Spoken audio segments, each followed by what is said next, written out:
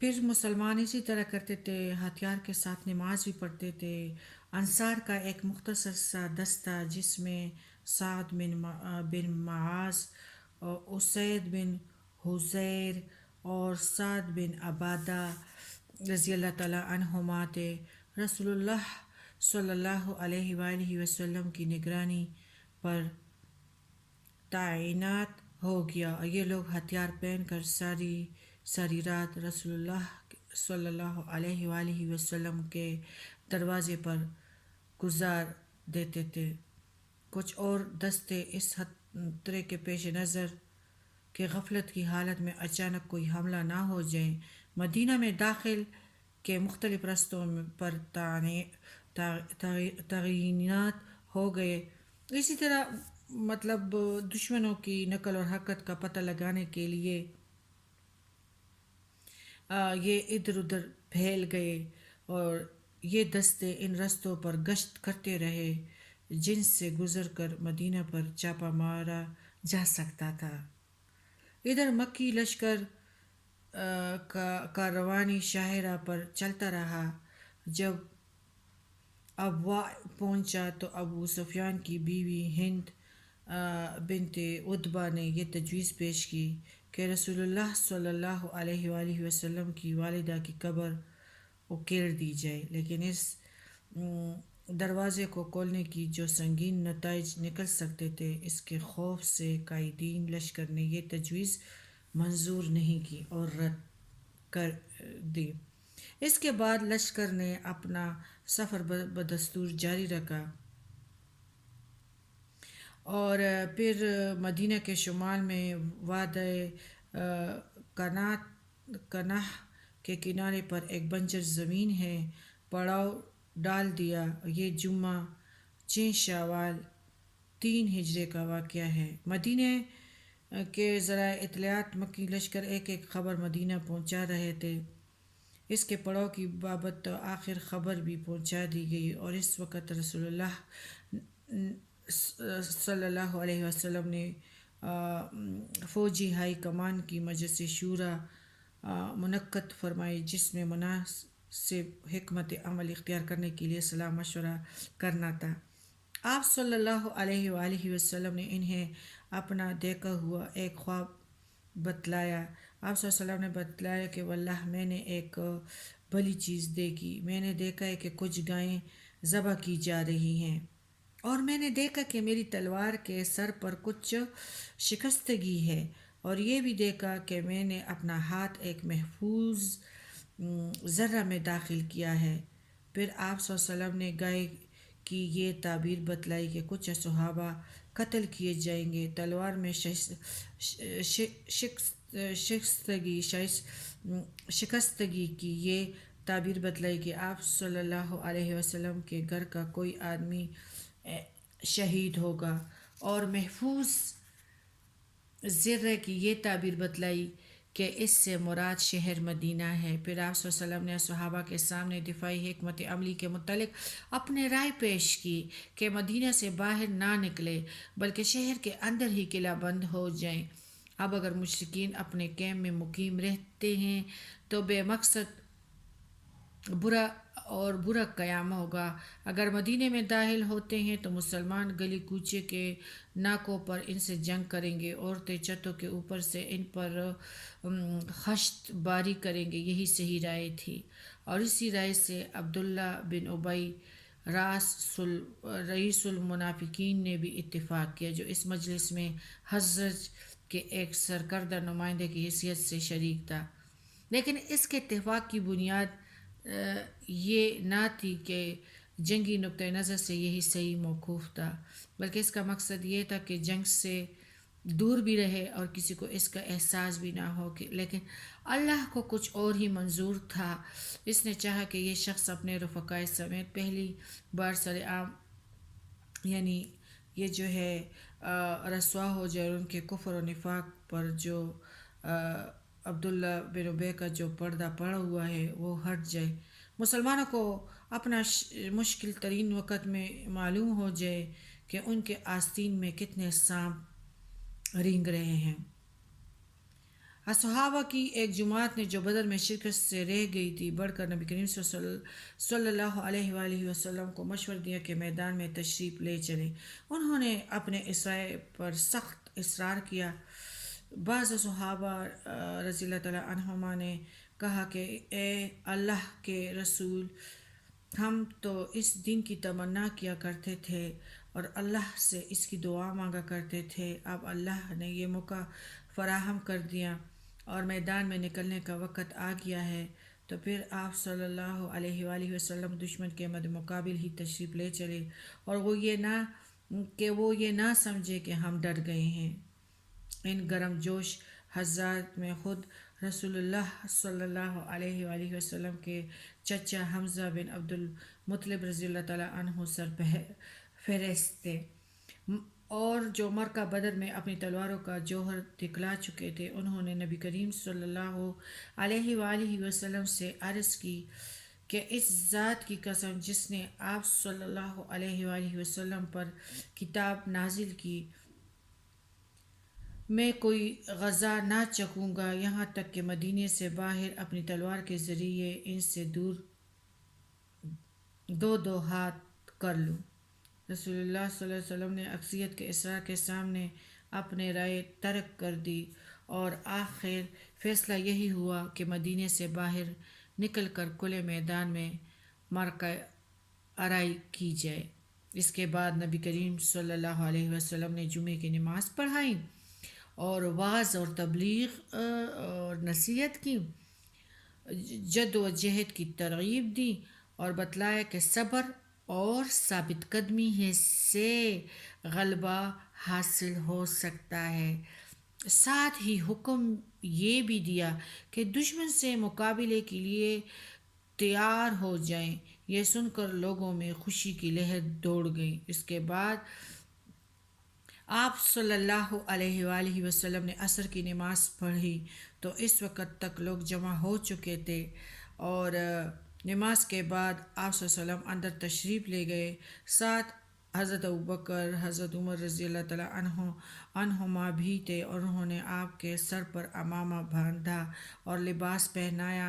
آپ صلی اللہ علیہ وسلم نے جن سے اوپر 2 زرہیں پہنے، تلوار تاملی اور ہتھیار سے آراستہ ہو کر لوگوں کے سامنے تشریف لے آئے۔ لوگ آپ صلی اللہ علیہ وآلہ وسلم کے آمد کے منتظر تو تھے ہی، لیکن اس دوران حضرت سعد بن معاذ اور اسید بن حضیر رضی اللہ تعالیٰ عنہما نے لوگوں سے کہا کہ آپ لوگوں نے رسول اللہ صلی اللہ علیہ وآلہ وسلم کو میدان میں نکلنے پر زبردستی آمادہ کیا ہے، لہٰذا معاملہ آپ صلی اللہ علیہ وآلہ وسلم ہی کے حوالے کر دیجیے۔ یہ سن کر سب لوگوں نے مزاحمت محسوس کی، اور جب آپ صلی اللہ علیہ وسلم باہر تشریف لائے تو آپ صلی اللہ علیہ وسلم نے اس سے عرض کیا کہ یا رسول اللہ، ہمیں آپ صلی اللہ علیہ وسلم کی مخالفت نہیں کرنی چاہیے تھی۔ آپ صلی اللہ علیہ وآلہ وسلم کو جو پسند ہو وہی کیجیے۔ آپ صلی اللہ علیہ وآلہ وسلم کو یہ پسند ہے کہ مدینے میں رہیں، تو آپ صلی اللہ علیہ وسلم ایسا ہی کیجیے۔ رسول اللہ صلی اللہ علیہ وآلہ وسلم نے فرمایا، کوئی نبی جب اپنا ہتھیار پہن لے تو مناسب نہیں کہ اسے اتارے، اللہ اس کے درمیان اور اس کے دشمن کے درمیان فیصلہ فرما دے۔ اس کے بعد نبی کریم صلی اللہ علیہ وسلم نے لشکر کے 3 حصوں میں تقسیم فرمایا، اور نمبر 1 مہاجرین کا دستہ، اس کا پرچم حضرت منصف بن عمیر عبدری رضی اللہ تعالیٰ عنہ کو عطا کیا۔ قبیلہ اوس انصار کا دستہ، اس کا علم پرچم حضرت اسید بن حضیر رضی اللہ تعالیٰ عنہ کو عطا کیا۔ قبیلہ حضرت انصار کا دستہ، اس کا علم حباب بن منذر رضی اللہ تعالیٰ عنہ کو عطا کیا۔ پورا لشکر 1000 مردانی جنگی پر مشتمل تھا، جن میں 100 زرہ پوش اور 50 شہ سوار شامل تھے۔ پھر حضرت ابن ام مکتوم رضی اللہ تعالیٰ عنہ کو اس کام پر مقرر فرمائے کہ وہ مدینے کے اندر رہ جانے والے لوگوں کو نماز پڑھائیں گے، اور اس کے بعد کوچ کا اعلان فرما دیا۔ لشکر نے شمال کا رخ کیا۔ حضرت سعد بن معاذ اور سعد بن عبادہ رضی اللہ تعالیٰ عنہما ذرا پہنے نبی کریم صلی اللہ علیہ وسلم کے آگے آگے چل رہے تھے۔ پھر جو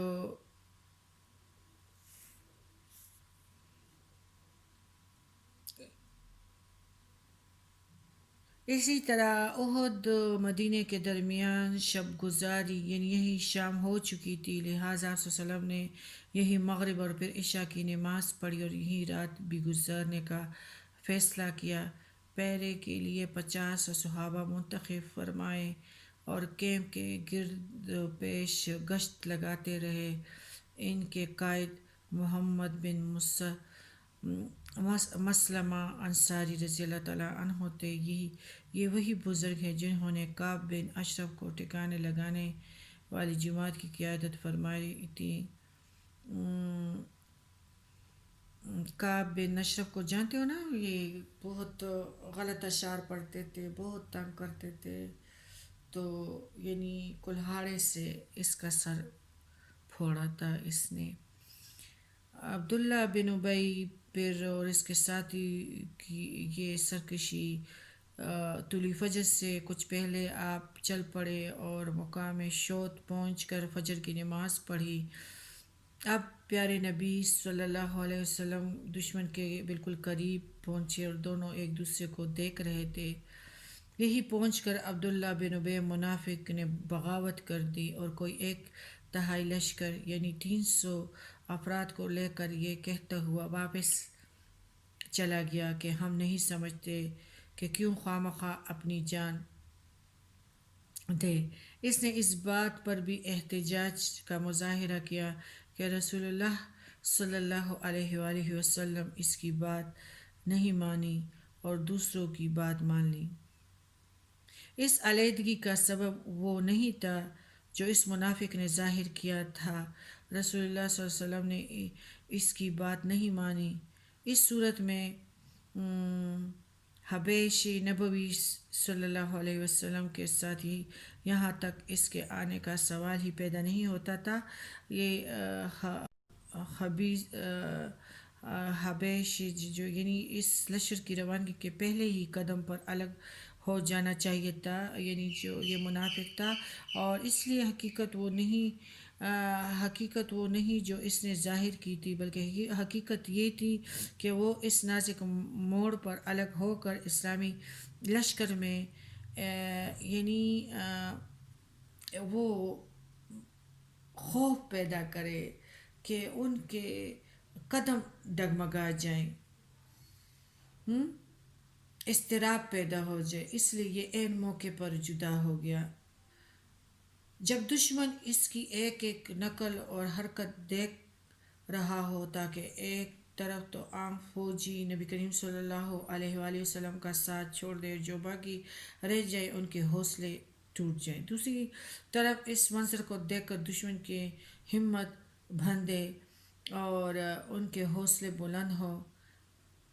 لہٰذا یہ کارروائی نبی کریم صلی اللہ علیہ وآلہ وسلم اور ان کے مخلص ساتھیوں کے خاتمے کی ایک مؤثر تدبیر تھی اس منافق کے ساتھ، عبداللہ بن ابی کے ساتھ، جس کے بعد اس منافق کی توقع تھی کہ اس کی اور اس کے رفقا کی سرداری اور سربراہی جو ہے وہ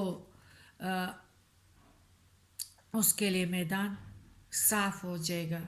قریب تک یہ منافق اپنے بعض مقاصد کی میں کامیاب ہو جاتا۔